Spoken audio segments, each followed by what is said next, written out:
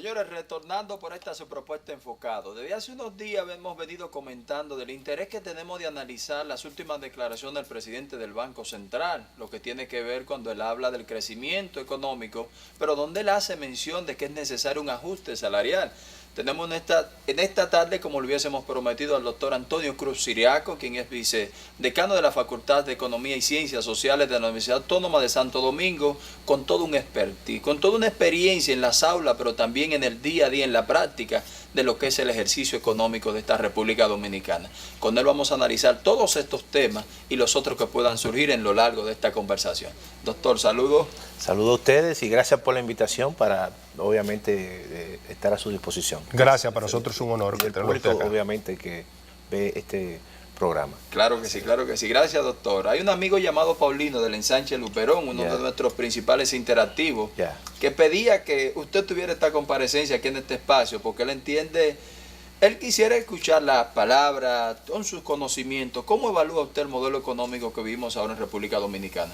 Mira, el modelo económico en la República Dominicana, que ha sido exitoso para el crecimiento, pero se le ha hecho un poco difícil la redistribución del ingreso. Porque ya esta economía es una economía que ha venido generando un sector importante de clase media, y la clase media es exigente. La clase media no es la típica clase que comienza a hacer protestas en las calles quemando goma. Ya ese perfil de las personas que hacían protestas en los años 70, en los años 80, no es el mismo.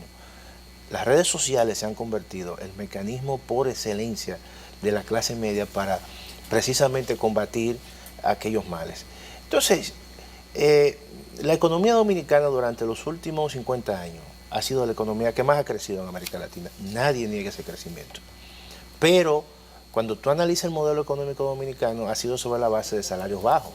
Por ejemplo, las actividades más importantes que tenemos nosotros, que la zona franca, el turismo, las remesas que reciben los dominicanos del exterior, pero básicamente tanto el turismo como la zona franca, cuando tú vas sobre en qué se han sustentado esas actividades, ha sido sobre la base de salarios bajos. Esa es la realidad. Tú vas a una zona franca y evidentemente te generan empleo, pero el empleo no es un empleo de alta productividad, por lo tanto no pagas salarios altos. Tú vas al turismo y tú vas a encontrar que vienen muchos extranjeros, te genera mucho empleo, pero no le paga bien a las personas. Entonces, llega un momento en que cuando las sociedades maduran, cuando hay una democracia que se va consolidando, entonces la gente comienza el reclamo.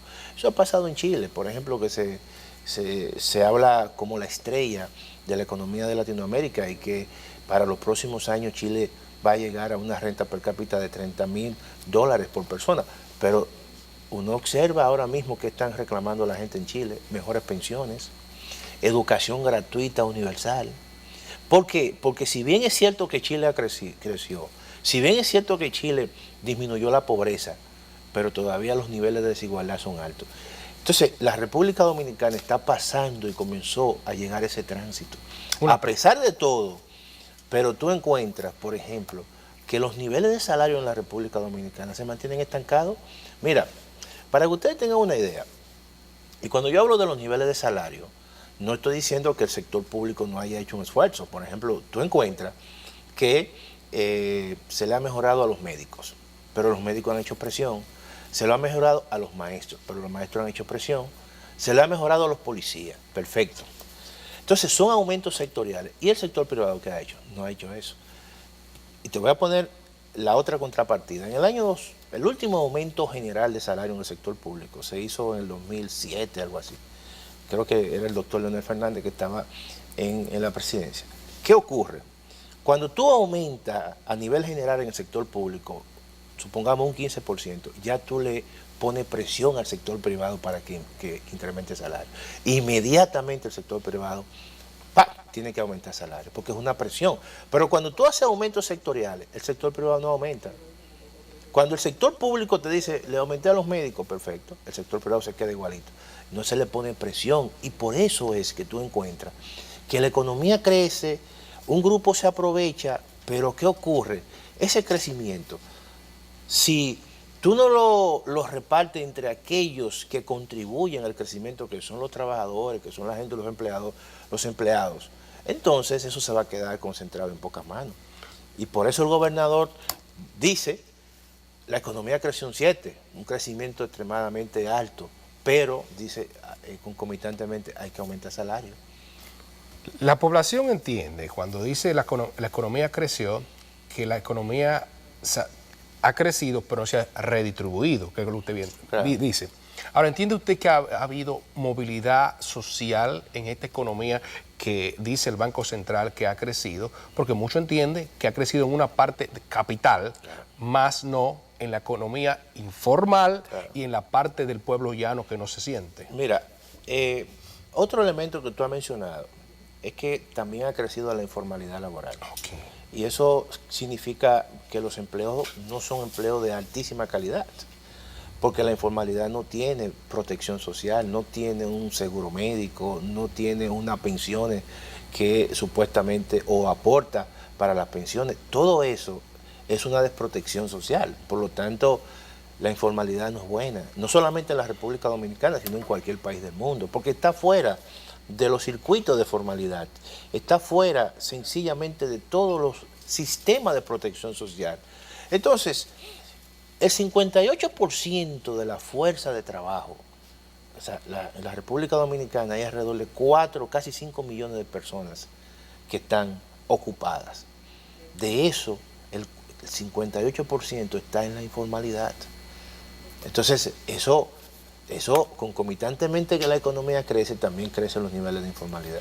Y eso es un problema. Eso no sustenta un pueblo, un país. No, o sea, no lo sustenta. Entonces, esos son los elementos que hay que atacar. Por eso es que hay que hacer reformas importantes, reformas profundas. No nos podemos quedar solamente en el crecimiento, que la economía creció. Hay que establecer políticas públicas, incluso que están contenidas en la Estrategia Nacional de Desarrollo, que es una ley, la Ley 1-12, que esa ley hacia el 2030 estima 3 pactos importantes, que solamente uno se ha cumplido, que es el pacto educativo, pero el pacto eléctrico no se ha firmado. Y el pacto fiscal, bueno, como ya en estos tiempos preelectorales no se va a firmar, porque nadie va a asumir un costo. Entonces, pero está pendiente, porque eso le va a dar solución a un problema tan importante como el problema del endeudamiento público. Cuando los gobiernos presentan un presupuesto con déficit, ese déficit tú tienes que financiarlo. Imagínate tú, que tú en tu casa, tú dices, bueno, yo tengo ingreso de 100, pero estoy gastando 300. Tú tienes un déficit de 200, tú tienes que buscar eso. Tú, si no, tú no tienes ahorro para cubrir esos 200, entonces tú le dices al amigo, préstame 200 pesos. Pero el amigo te dice, yo no tengo, tú tienes que ir donde un prestamista o un banco para que te preste eso. Y si tú todos los años te manejas con esos déficits, entonces llegará un momento que la estará deuda, sobregirado. Claro, y que la deuda se va acumulando. Y entonces llega un momento de que los acreedores te van a embargar a ti tus activos. Pero, doctor, sí, para partir ahí donde usted dice el pacto fiscal, usted ha visto todas las situaciones que han tenido que llevar para poder ejecutar este pacto y todavía a la fecha no se define nada en cuanto a esto. Sectores decían de crear una amnistía en momento de todo lo demás. Pero ¿entiende usted que ya es el momento de que se lleve a cabo este pacto? Mira, los pactos hay que hacerlo inmediatamente un gobierno toma posesión, porque eso implica costos, sí, y los beneficios no son inmediatos, los beneficios son posteriores. Por ejemplo, vamos a analizar el pacto educativo. El pacto educativo, nadie quería firmar el pacto educativo. Es más, eso fue una iniciativa del movimiento de las sombrillas amarillas. Y los gobiernos y los dirigentes de los partidos políticos no querían eso. Incluso muchos se oponían. ¿Qué ocurrió? Que se firmó el pacto. Ganó el licenciado Danilo Medina. Cuando el licenciado Danilo Medina vio que los beneficios políticos de ese pacto eran mayores que los costos políticos, comenzó a aplicarlo. Cuando tú haces así y le pones mucha plata a un ministerio y que tú observas que las construcciones generaban capital político, que la entrega de alimentos generaban capital político, porque es un presupuesto que da para todo. Ahí tú contratas a ingenieros, ahí tú contratas gente para que repartan comida. Dinamiza la economía. Exactamente, ahí tú contratas gente para que te hagan uniformes, ahí tú contratas empresas para que te hagan libros, y cuando tú vienes a ver, tú comienzas a repartir eso en términos de pequeñas empresas. Está distribuyendo la economía, moviendo. Y entonces tú te das cuenta de que eso que tú no querías tiene un efecto político mejor que el coste político. Entonces, cuando tú comienzas y distribuye eso y lo distribuyen a nivel nacional, que en una provincia, por ejemplo, como Barahona o Pedernales, que la gente de ahí comiencen a construir y que le compren a la misma gente de ahí, ¿qué tú crees que va a pasar? Yo creo que ese pueblo se va a dinamizar, la economía va y aquel pequeño empresario se dinamiza y entonces políticamente eso tiene un beneficio político. Así es. Entonces, doctor, permítame hacer una pausa. Correcto, que tenemos que hacer, correcto. porque yo quiero evaluar eso desde la óptica del crecimiento que han presentado las pymes, por eso que usted ha dicho. Claro. Venimos en un minuto, seguimos con el doctor Antonio Cruz Siriaco, enfocados.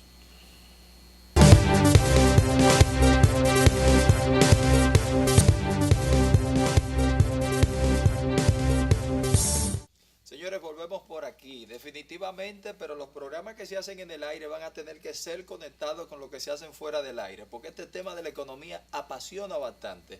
Doctor, quedó pendiente, usted habló del desarrollo que han tenido a nivel de las pymes, con lo que ha sido el 4% y demás. Pero económicamente, usted como técnico, ¿cómo entiende usted que esto ha impactado a la economía a nivel de las pymes, micro y pequeñas empresas? Mira, hay un elemento importante que fue la ley de compra y contratación pública. Sí.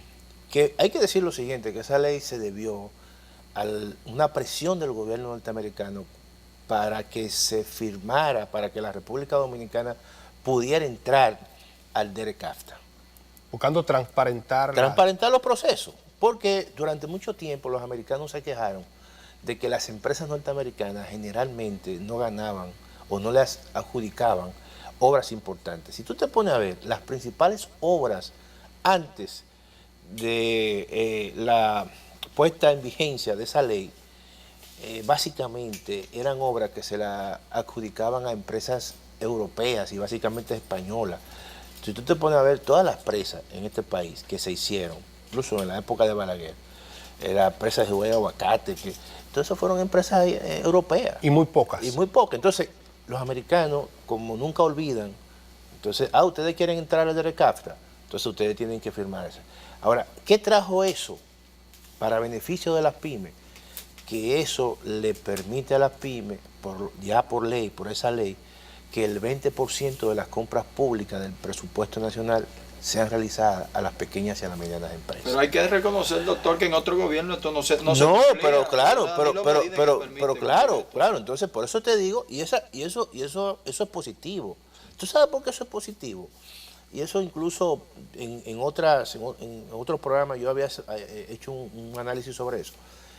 Porque cuando tú permites, por ejemplo, una parte del presupuesto, estamos hablando que este año el presupuesto es casi de $1 billón,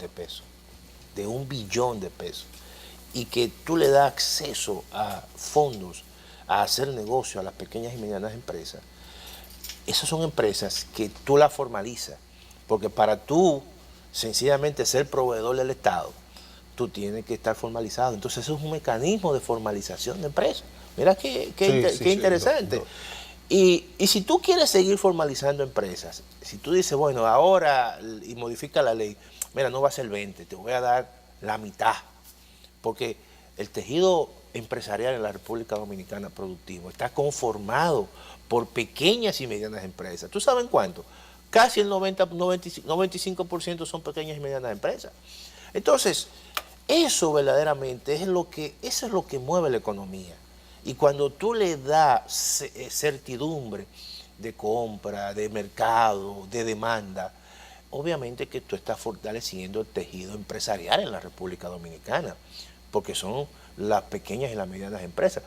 Yo he dicho que una de las buenas noticias, por ejemplo, al margen de los riesgos que hay este año, pero de las buenas noticias es que viene un procedimiento simplificado de tributación donde elimina el anticipo.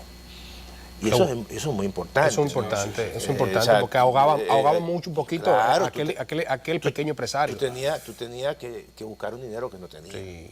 Entonces, y adelantarlo. Y esos son los procesos que hay que ir mejorando en la economía, porque eso es lo que mejora los niveles de competitividad. Eso es lo que le da, en cierta manera, confianza al sector productivo en la República Dominicana. Y entonces, en la medida que eso mejore, también fluyen las inversiones. Y eso hace que la economía pueda tener mucho mayor capacidad para crecer, mucho mayor capacidad para crear empleo. Producción nacional que te genera empleo. Claro, entonces por eso yo digo que hay que asumir un modelo y darle un sustento al modelo diferente. Hay que darle un sustento de que la sociedad y el ciudadano sienta que tiene una protección importante. Porque de lo contrario, si tú dices que la economía crece, y entonces la gente no lo percibe, eso genera crispación. Por eso es que debe ir acompañado de, y eso debe ser una política salarial que cada 2 años, cada 3 años, no solamente se mejoran los salarios mínimos, sino también que exista cierto nivel de mejoría salarial a nivel de otros estratos más altos, porque al fin y al cabo todo está generando productividad para clase media.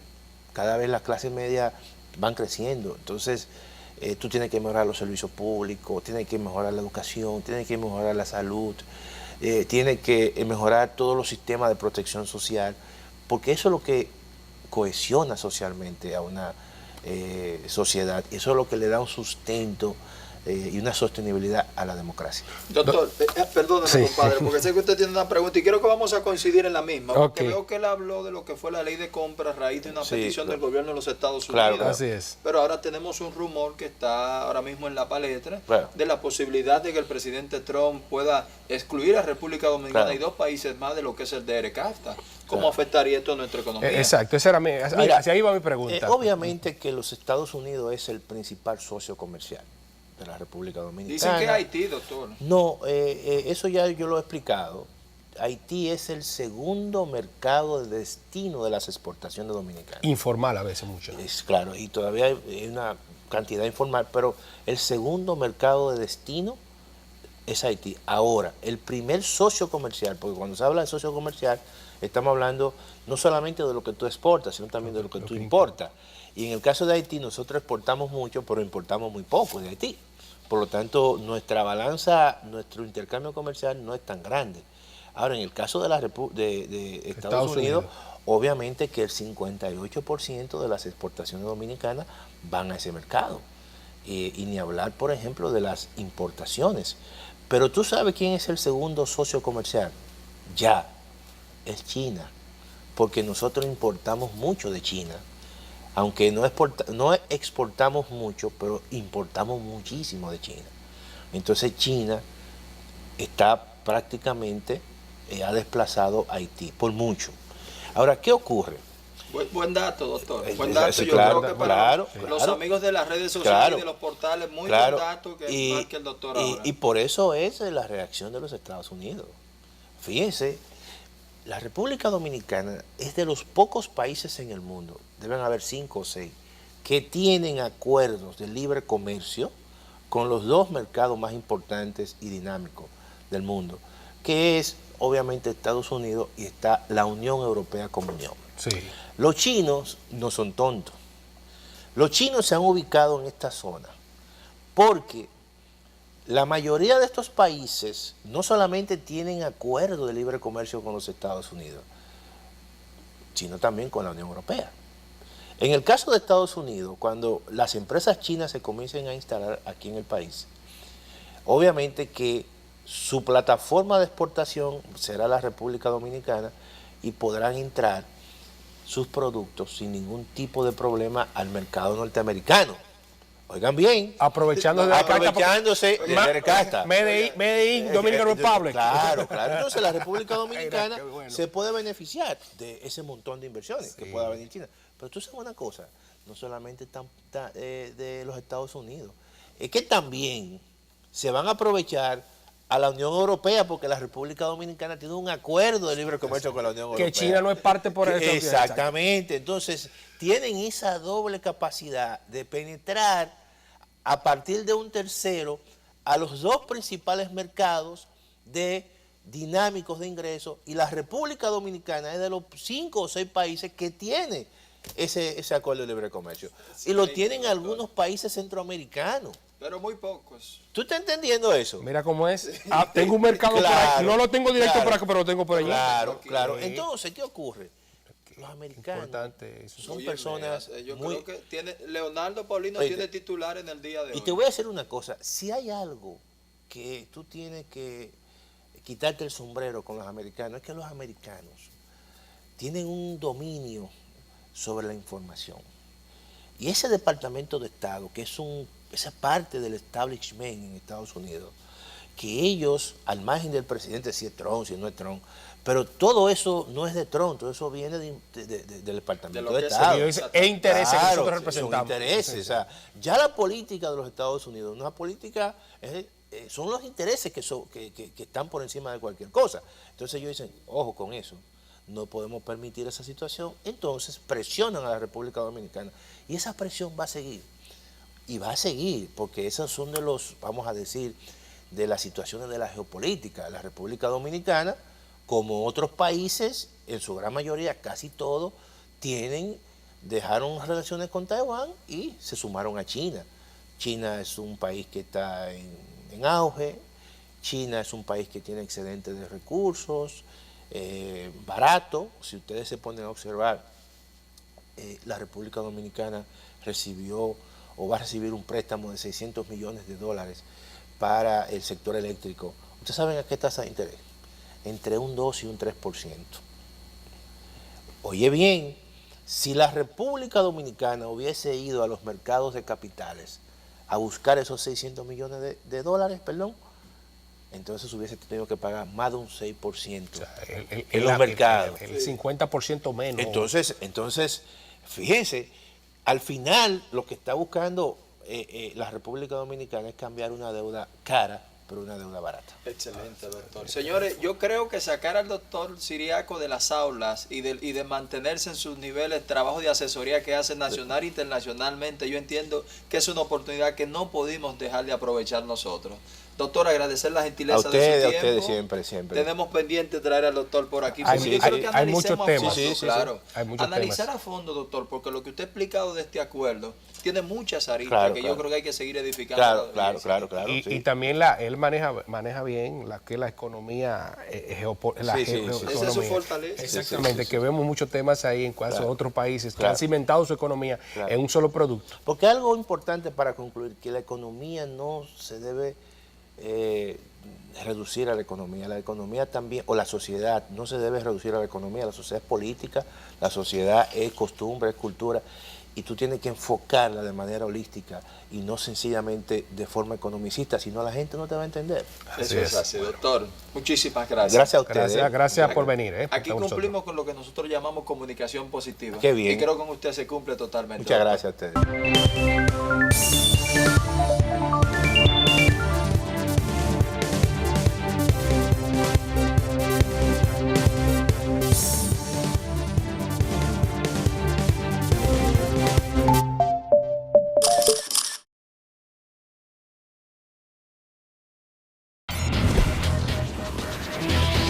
Santo Domingo TV, canales 24 y 69.